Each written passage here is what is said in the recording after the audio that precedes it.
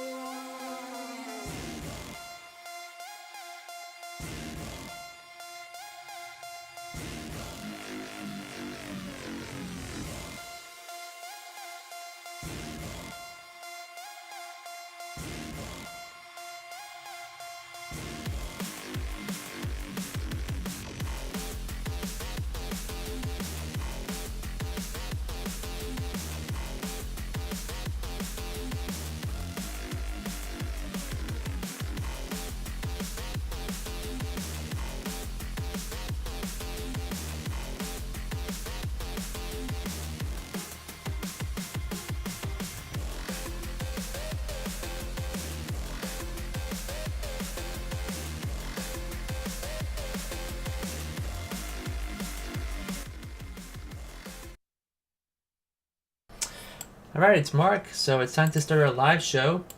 And so, of course, we have our sponsor, which is animateclay.com, which is us. We are our own sponsor, I guess, for this week. But if you guys are interested in stop motion, of course, our website has a 5-week stop motion challenge. So, of course, that's always fun to join in. And, anyways, let me get rid of this here real quick. I do have some interesting news. Let me see here. Let me bring up, where is it here? We have our computer screen. Here we go. So Krita just released, I found out on Reddit that Krita just released 4.0.1 of its software. So if you guys don't know what Krita is, it's a graphics program. You can draw on it. Just like Photoshop, you can also import images from stop motion and clean them up. Like, for example, where you have lines to blend together, things like replacement mouths on a head, for example. So if you want to, clean up the line and get rid of it and hide it, rig removal, things like that. This program is free, and so they've fixed 50 bugs that they found. So I'm not sure if they actually go over all the bug fixes, but there's a lot. Just tons. Yeah, actually, all the stuff is fixed. It looks like all the stuff has been fixed. So I believe this is actually just a bug fix release. So it's really important if you guys have this program to probably download that. So anyway, let's bring up our web camera. Let's get rid of this first. And we did design all our characters in Krita for our film. So let me just bring this back up here so I can see the chat. Okay. Yeah, so we're going to actually get into sculpting here. We're going to sculpt this guy's face. This is our secondary character, one of our secondary characters. So he doesn't have a name or anything like that, but we do have to get him completed. So we have a lot to do, actually. Let me see. So we've got, well, for tonight, actually, we're gonna sculpt his head, and we're gonna also make a mold box. So what I've got is our foam core. So we've done this in the past. Every character is basically the same exact process. But so let me show you guys. For example, here's one that we created a while back. So there's some clay on it, of course, but you can see here what the goal is for today. So anyways, yeah, this is, the characters are all simple, but since we are going to make different expressions for this guy, I do want to make sure that we have a base head sculpted, of course. We'll mold it, then we'll cast it, I guess next week. I'll probably cast a bunch, and then from there we can make different expressions, and at least the eyes and everything, the features will actually line up. So that is kind of what we're needing to do. Let me do this down a bit. So same process as usual. Hey Tony. So welcome to the live show. So I don't really know how long this will take today. It's probably not going to take the whole hour, but I'm going to try to, like I said, we're going to sculpt this, make our mold box, and that is basically it. That's our goal.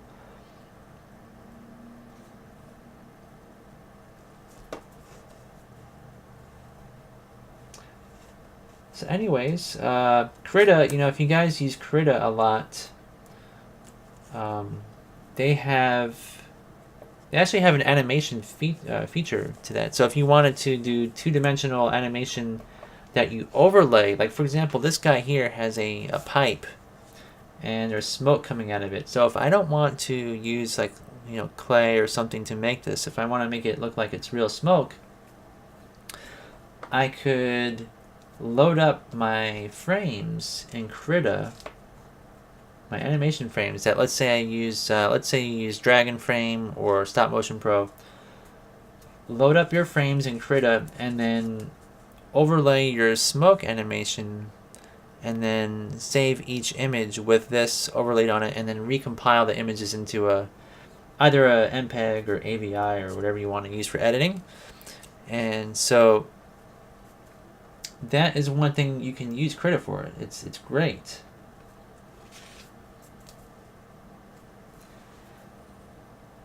It's a really good program for the price, which is free, you know.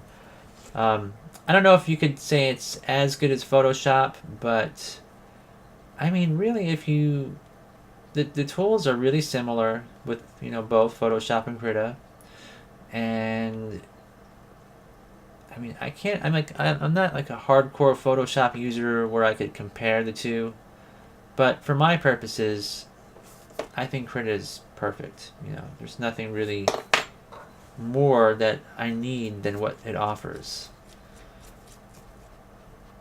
And anything extra, like the animation abilities, that's just like icing on the cake, you know. Hey, Wee Beast.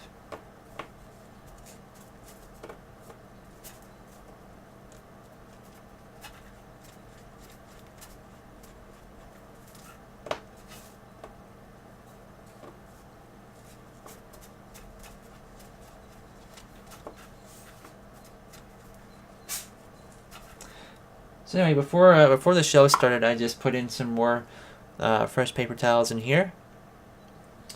Then I put some mineral oil on top of it to sort of saturate it, and that is what I used on my finger to just smooth this clay out. And oops.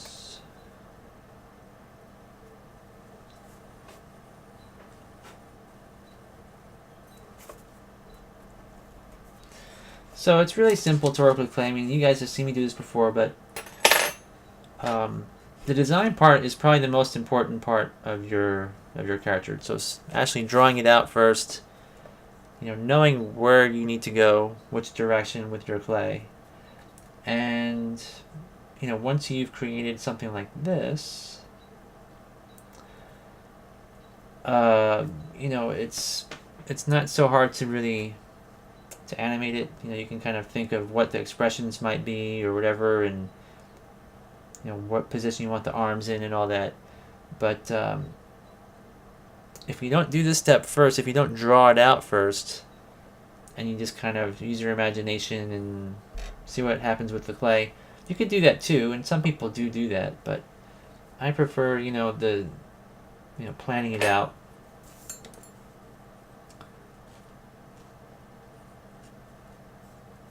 Planning it out just makes it a lot easier. I mean, it's without a plan, you just kind of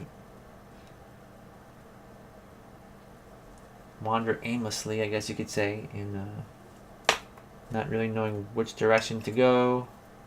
It's like storyboarding, you know. So same principle with clay and sculpting. You just kind of work it out, figure out what is a interesting design. And also, what's great about drawing it, like in Krita, the free program, is that you can just sort of make mistakes. You can make drastic changes if you want to, and then you sort of see beforehand what it will look like. I mean, most stop motion features from big companies, you know, they have an actual dedicated character designer. Sometimes more than one, and there's really good reason for it. You know, it's sets that sometimes it can set the tone of your film. The colors also make a difference in how things are perceived. You know, like there's color theory and all that too. You know, what triggers a certain emotion in somebody. Like Darth Vader is all black. You know, Luke Skywalker in New Hope, he wore all white. You know, Princess Leia wore white. Stormtroopers are white. You know, what does that mean? You know, and they sort of assign different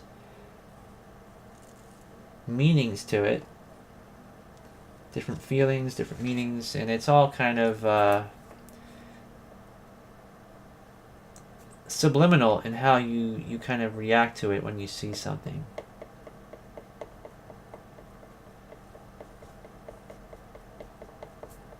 I mean, if Darth Vader were pink, you would definitely not be as scared.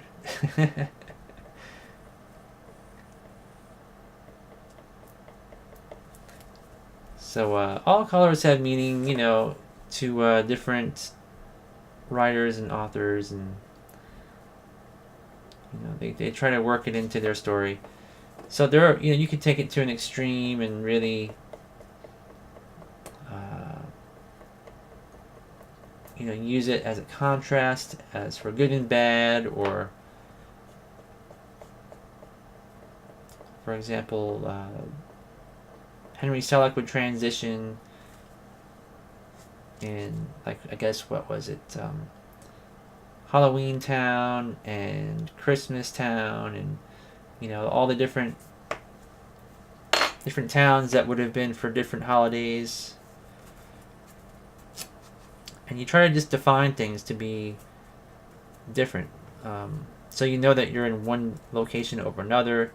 Each location might have happy lighting, or you know, subtle, bland lighting that just makes you feel kind of like, you know, like if you ever notice when you go outside on a rainy day and the sky is gray and everything just looks more drab and depressing, you know, so you don't want to even leave your house sometimes.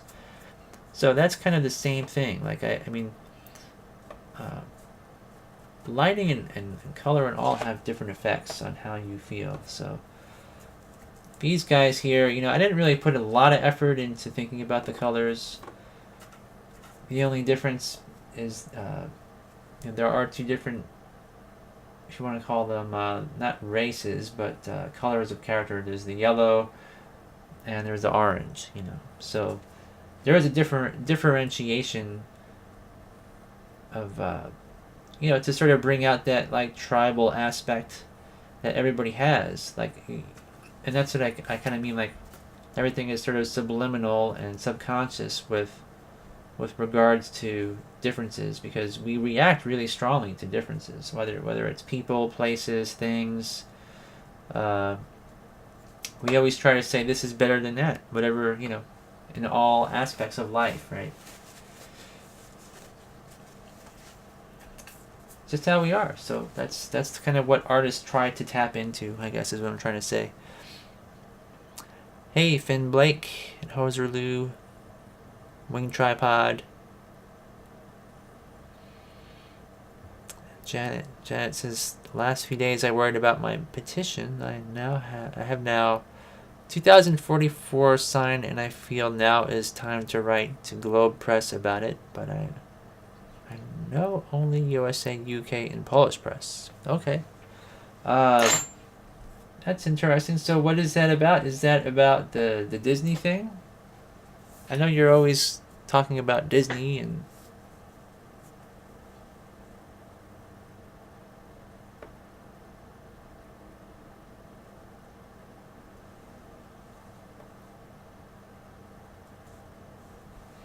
Give this guy a little bit more definition on this lip here. It's a really simple character, this one. I mean, I might try to spice him up just a bit. I might give him some chubby cheeks here, because I don't want him to be super simple.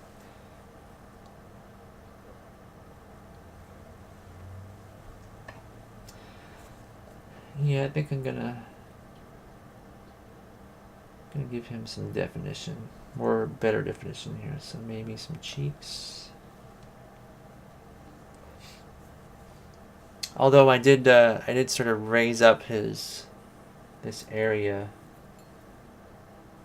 to define like where the top part of his cheeks are, but I think the bottom part needs to be defined better.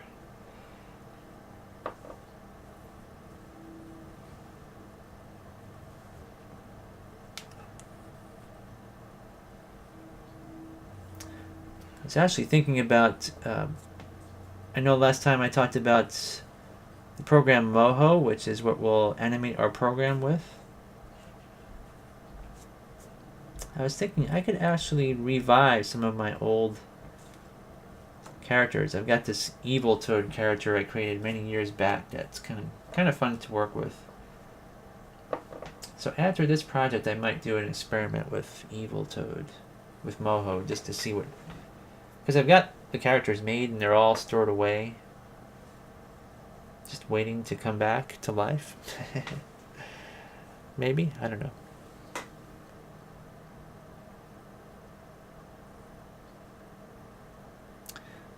Oh, the Slavic Disney princesses. Yeah. You know, I don't know if you'll have any luck with that. I mean, you could try. I mean, Disney is... A lot of people are mad at Disney right now about a lot of things, especially with the Star Wars stuff. And I've read that the Han Solo film, the feature film, it had so many problems that even the main actor had to have like an acting coach because he was so bad. Then they said that Ron Howard came in on that and tried to, because the original director, I guess, walked out or quit or whatever. Didn't know what he was doing, so Ron Howard came in. And then, from what I've read, of course, this is all... I mean, this could be rumors, right? I don't really know. Sometimes people talk and it's not true, but assuming it's true, Ron Howard came in and reshot a lot of scenes, but they only had partial sets. So a lot of the sets and everything are really simple in comparison to some of the earlier stuff, and it seems to be a giant mess. I don't know. A lot of people are not really as excited about it because of the last film, you know, The Last Jedi. So many problems with that.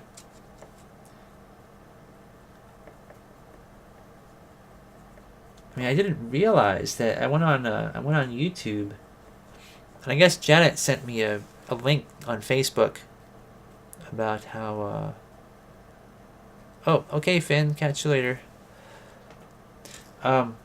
So Janet sent me a link about people that were upset about, you know, one of the aspects of Star Wars, and man, there were a lot of videos of people just going on about how the Last Jedi was really horrible. You know, there's just so many videos. It's not like, you know, maybe there was 10 or something. It's like hundreds of people that are upset about it. So I don't think that that's a good sign for Disney.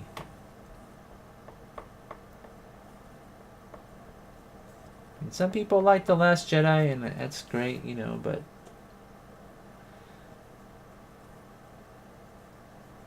I think on its own it's okay, you know, like if I were gonna, you know, say what I recommended, you know, I would say, yeah, it's probably okay to watch, but it's definitely not one of my favorites.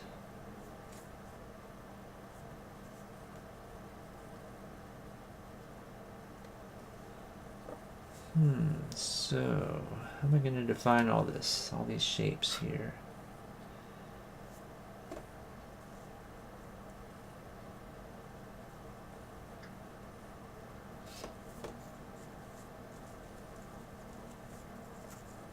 It's kind of strange to sculpt a character without a nose, because most of the time, like all these little shapes here would kind of converge in a certain way, all these parts where the nose is. And without a nose, it's kind of like you're guessing, like, where would things... How would the shapes look without a nose? How would all that skin fold over? And would it kind of make a crease here? Would it not?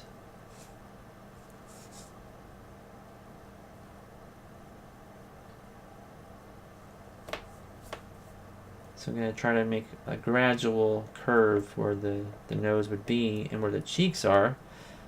And hope for the best here. I think this is kind of neat though. I think this will work. It's got kind of like a jowly kind of face, like maybe like a bulldog. This particular character, he's kind of got like chubby cheeks, and his mouth is small, like a little bulldog. So this might work. Alright, well, I'm going to smooth it, see what it looks like now. A lot of times what I do is, when I'm sculpting a character, I'll leave all the tool marks in there and everything, see how it looks, and then I'll smooth it and see how it looks, and then I'll go back in, and if I want, I'll add the tool marks exactly where I need them, as opposed to just in a haphazard way.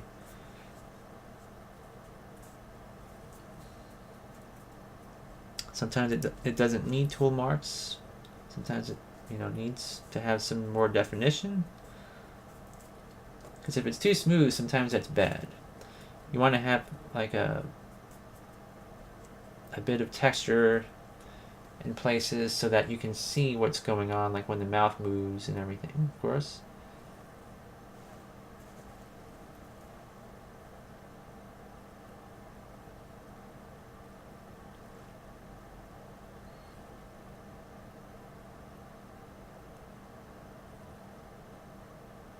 People are saying Kathleen Kennedy is a Sith Lord. So, Tony, you're asking what now? Are you asking me? Or Janet about the Slavic Disney princess?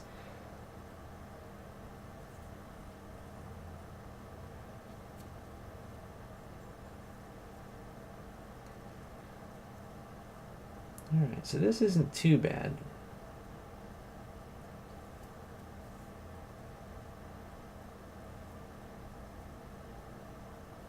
I didn't really want this character to be too plain.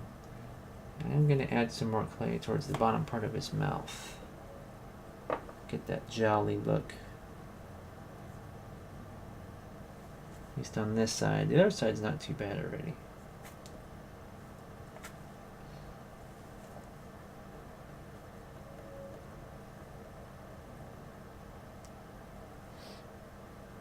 Hey, Randy. Welcome back. Yes, the world is a bit crazy. Yeah, I was talking to one of my friends, Neville, and about Hollywood and all that, and I mean, it's going through a lot of changes. I mean, there a lot of like politically correct stuff, which to a degree that's actually good to have, to be aware of your audience and try not to be offensive, and you don't want to be racist, and you don't want to be this, you don't want to be that. So you try to make a film that will appeal to everybody, right? You don't want it to be like some kind of KKK film or something like that, like well, I mean, maybe you do want it to be like that, but you want to tell a story in a way that is, like not going to offend everybody in an unfair way, like in a racist way or something like that. But it scares people a lot to express themselves, and what I mean is like, making a film which is about slavery or something like that. It was I think George Lucas wanted to make a film that was, I think it was called like the Tuskegee Airmen or something like that, or is it that? I can't remember exactly, but it's about this World War II fighter group of all black people, and historically I know that they had to defend like B-52 bombers or something like that, and I know I'm kind of making all this up. It might not be B-52s, it might be something else, but they had to defend bombers, and they were in this unit, and they never lost a single bomber. They were awesome pilots, you know. But they were all black. And George Lucas said that he went to Hollywood and tried to raise funds. And they wouldn't give him any money because the entire cast was black, you know. And they're like, well, that's not going to make money. And so that's the kind of craziness that, you know, it's people are so afraid to either not make money or offend people that it stifles art. You know, that's, I guess, the main problem. So you can't have an artistic vision. How does this look? That looks pretty good. I think this will work. So that's kind of the problem with Hollywood right now, and their box office numbers are going down, and they're making people mad because they're, you know, like walking on eggshells with not with necessarily the audience, but with their people that will give up the money to, you know, like George Lucas wanted to raise money. Goes to investors, and the investors are all like, no, you know, we can't do that. It's not going to make money. But it's not true. And the Black Panther, I think Neville, when he sent me the link, he's like, well, the Black Panther made, you know, $1 bazillion, so they don't really have to worry about that stuff. Anyway, yeah, it's... So... Hollywood is not the place to go for artistic expression. You know, places like Netflix, I think, more independent companies like that, who are able to take risks, will be the ones who will make the better films.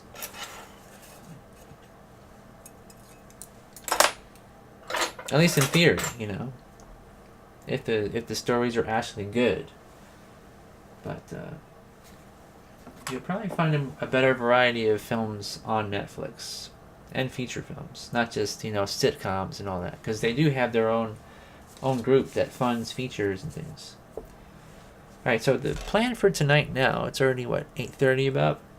All I had to do is actually make a mold of this, or not make a mold, but make a mold box.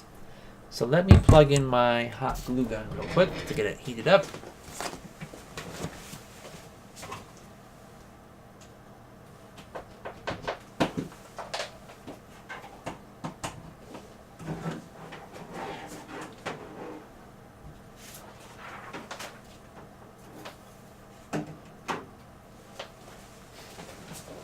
Okay, so that's heating up. So what I've got to do is make the mold box for this. The next question I have is, do I need to make a side view or not?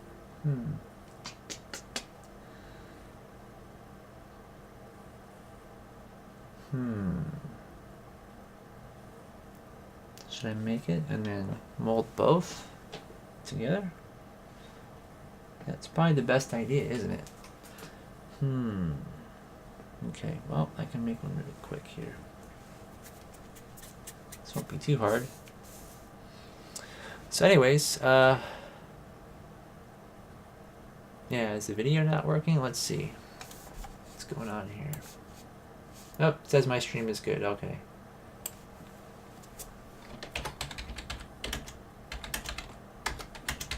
So now it's working.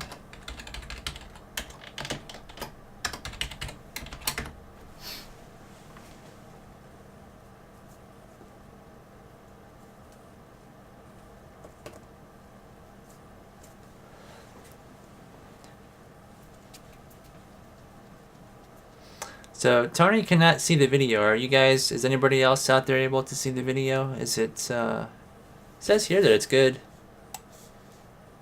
says my stream status is good.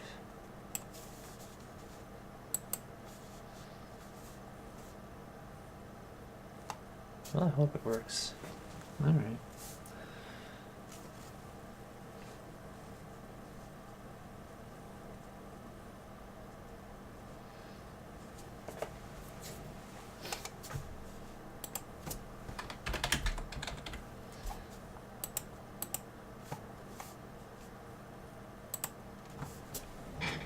Yeah, I'm not getting any error messages on my side, so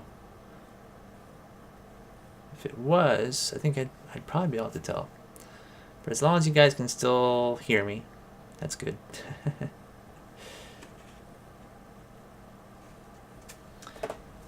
Alright, so anyway, side view.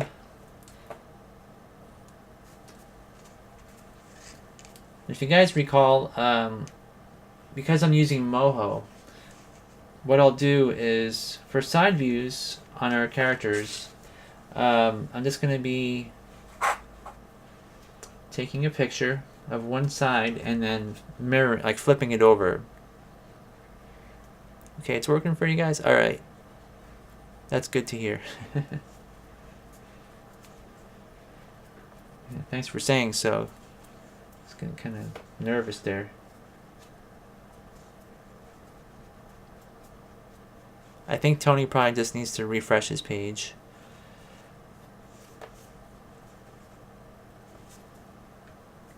Okay, let's see. So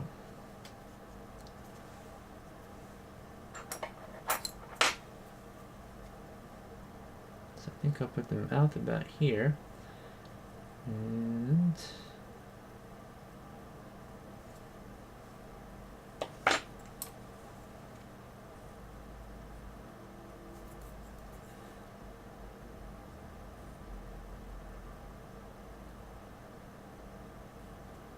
okay. So anyway, yeah, I don't think, I think formula films, like making so many sequels and things. And speaking of sequels, YouTube, I think, is remaking The Karate Kid. Not remaking it, but making a sequel to The Karate Kid, where they're gonna sort of make, of course, Ralph Macchio and the other actor who gets kicked. They're taking the role of the masters and teaching the next generation. That kind of a theme. And so I guess YouTube also has perhaps film funding and stuff. Like, I'm not really sure how that works. Like, if you went to YouTube with an idea, how would that... Could they fund it? Amazon.com also has a similar sort of thing. So it seems like there's different ways to get your stuff and, funded and invested. But so Randy says, there was a big stupid Windows update last night that screwed with my computer. I had to reboot twice to get things back to normal. Ooh. I hate when that happens. Yeah. And those Windows updates can take forever too. They could take like several hours just to finish.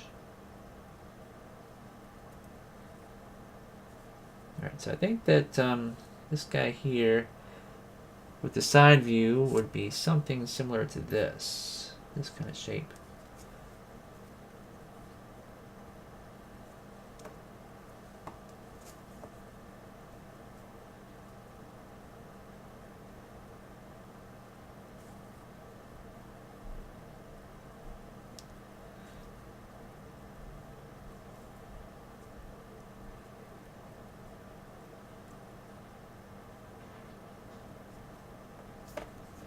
It's gonna be fun to animate these. I'm really kind of excited about it with the new software and seeing how it all works.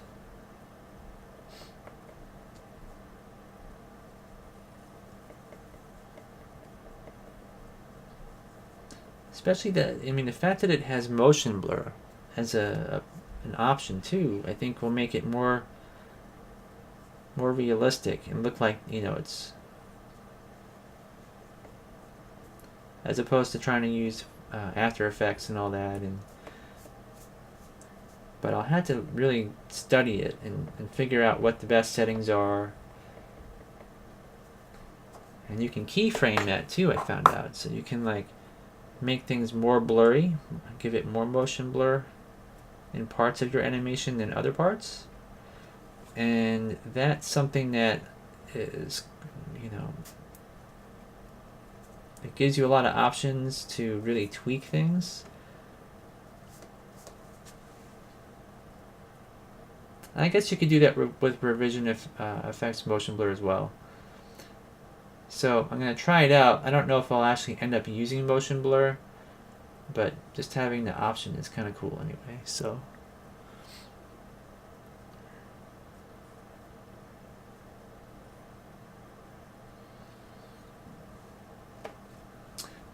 well, Janet, I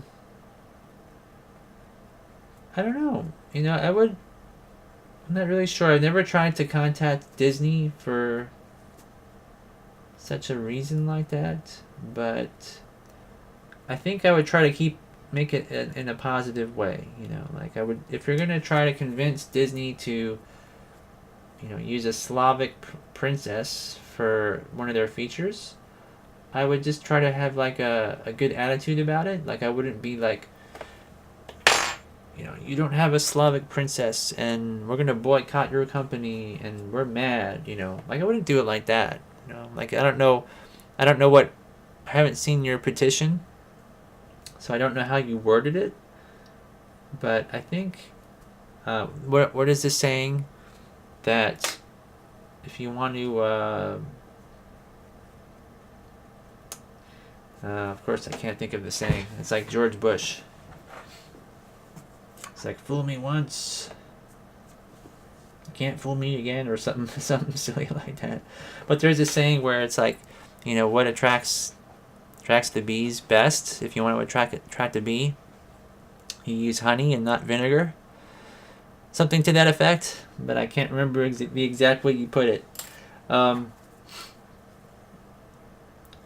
the point is, try to have a nice attitude if you're going to try to convince the company to maybe come to your country, study your culture, and then utilize it for their films.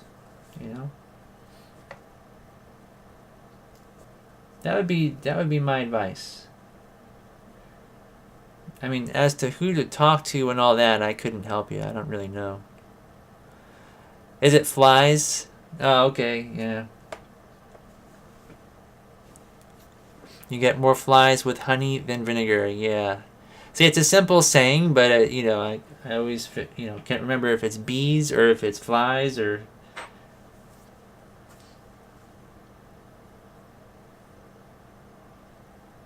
Could be ants too, right? If you want to catch more ants.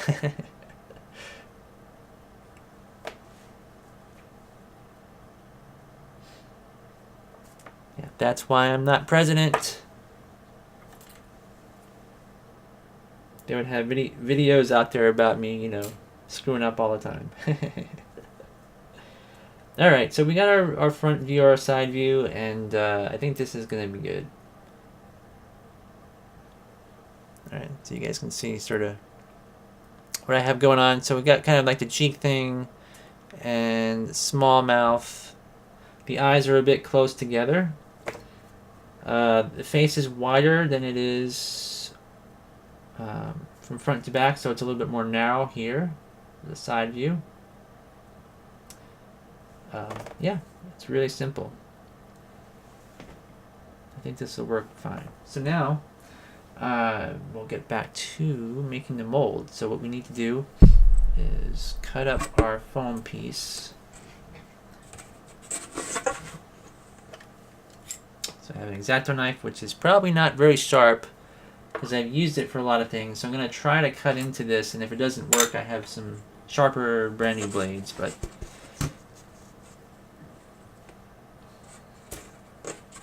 I'm going to try to use the, let me see, I guess all these edges are pretty clean.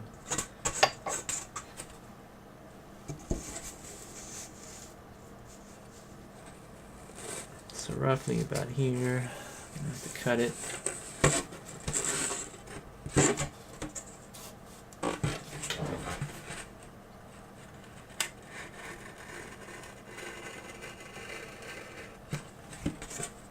Just need a small piece, but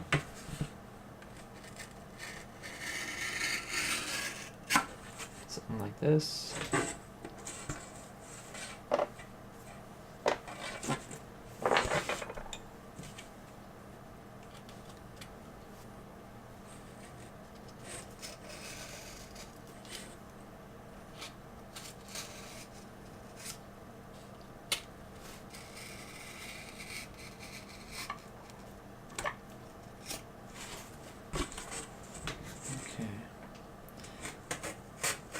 So I know my hot glue gun is definitely hot because I could smell it. I can smell the glue.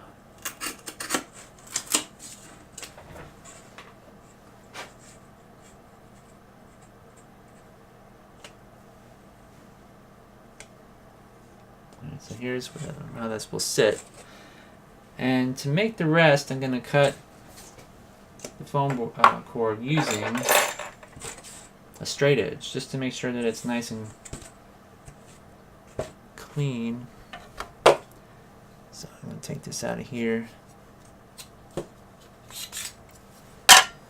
Steel rulers are great because your X-Acto knife won't cut into it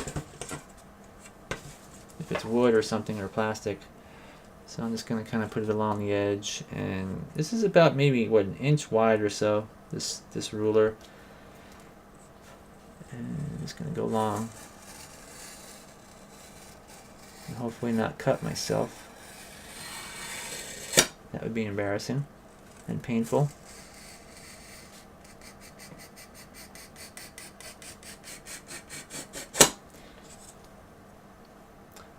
So my knife is just sharp enough, it's not too dull or too sharp. Well, it can never really be too sharp, but it's cutting it, so that's good. So here's what we've got. Now I'm probably going to need more. Let's see here. Probably have to cut another piece to get around the backside part. So right here, yeah. So I'm going to cut two pieces.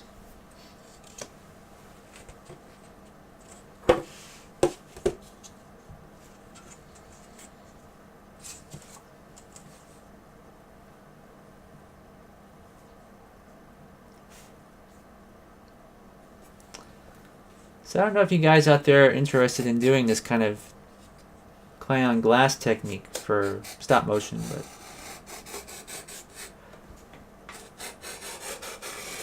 at least in the future, if anybody needs to learn how to do it, they can find videos, my videos, and give it a try.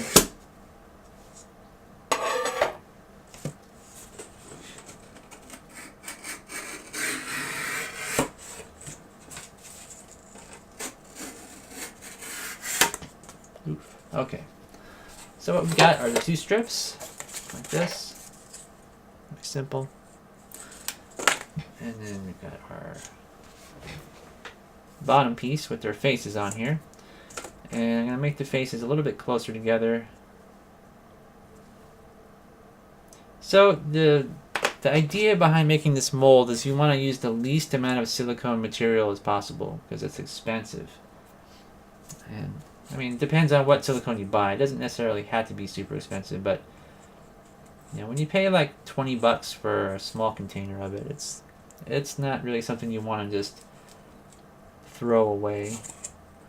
Let me center this too.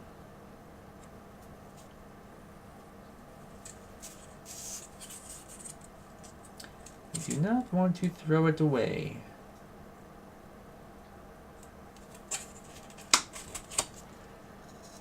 So what I do is these strips I will cut into it, but not all the way.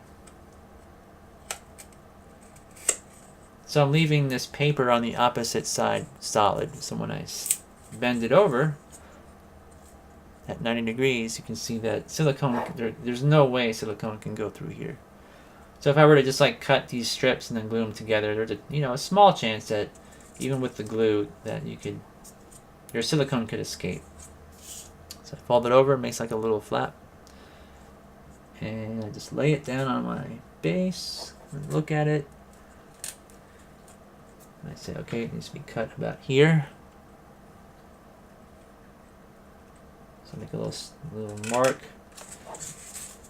Do the same thing by cutting not all the way through on the same side. So I can bend it like this. I guess one strip is enough. Alright. Looking at it before, I thought I would need another strip. But I guess not. So this last one is about here. Let's see, a little bit further over.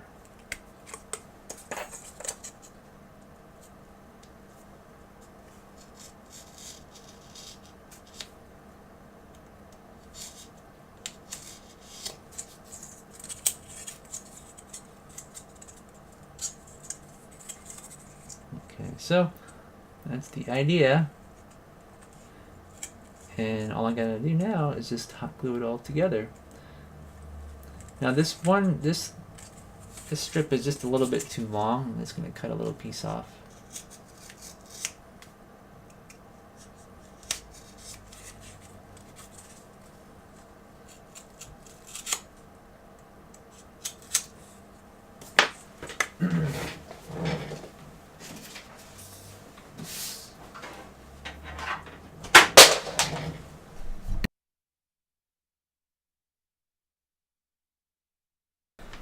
So here's our hot glue gun.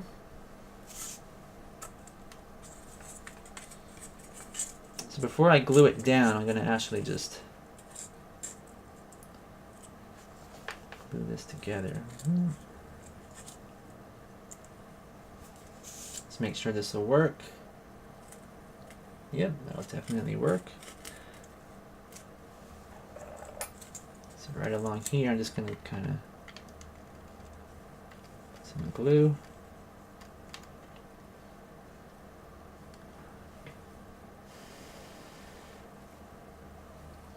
So this hot glue is really hot. I had it on the high setting, so I'm not really sure if this will cool quickly. But what I did is essentially just sealed up this edge.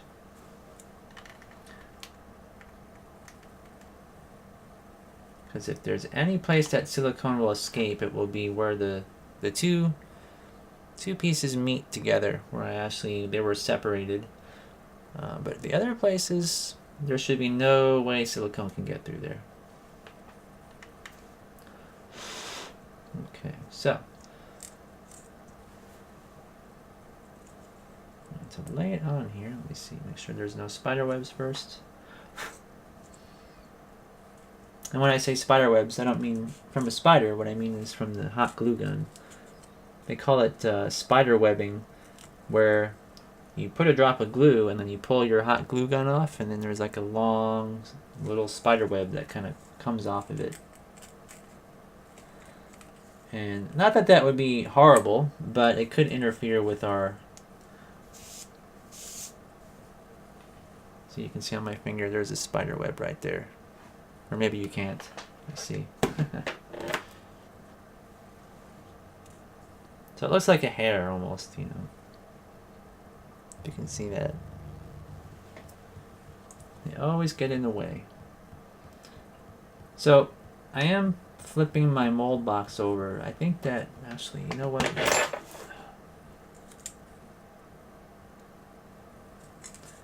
Yeah, because this hot glue is so hot. It's hard to keep it from slipping after you glue it. There we go.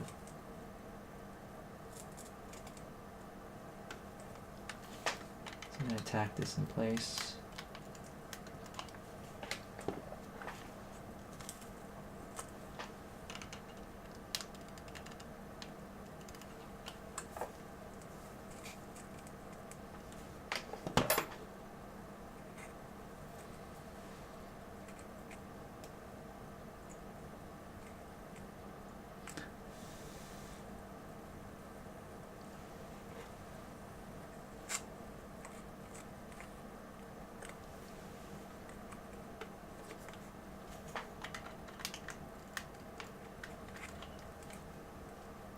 Yep, it's foam board. That's what it is.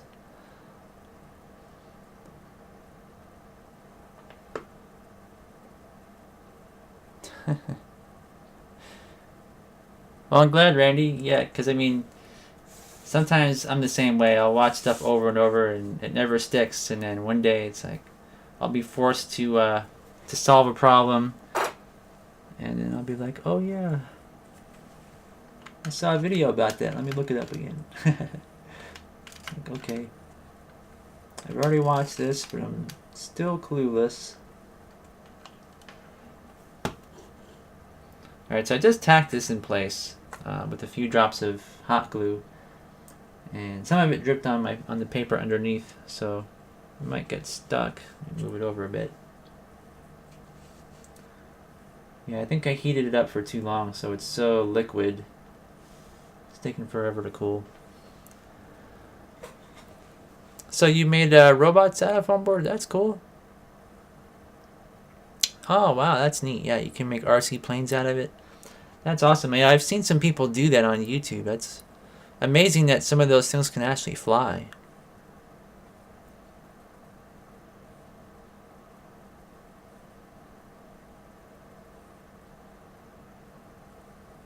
Okay, let's see. I think this will work now. It's probably cool enough. Yep. Okay, so the top portion is tacked in place, but what I need to do now is go around the entire edge with my hot glue gun and kind of seal it up. Make sure that there's no cracks in between the top surface and the bottom surface.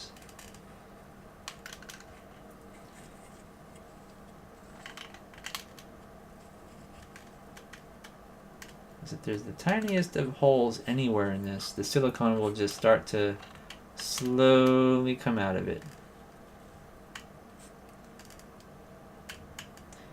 And it's never nice if you put silicone inside of a mold and then it comes outside the mold and you have like a giant puddle of silicone on the floor or on your table.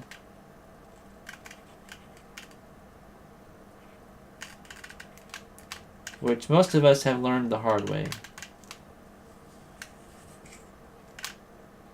And there's some silicones that are almost sort of like a very thin syrup consistency.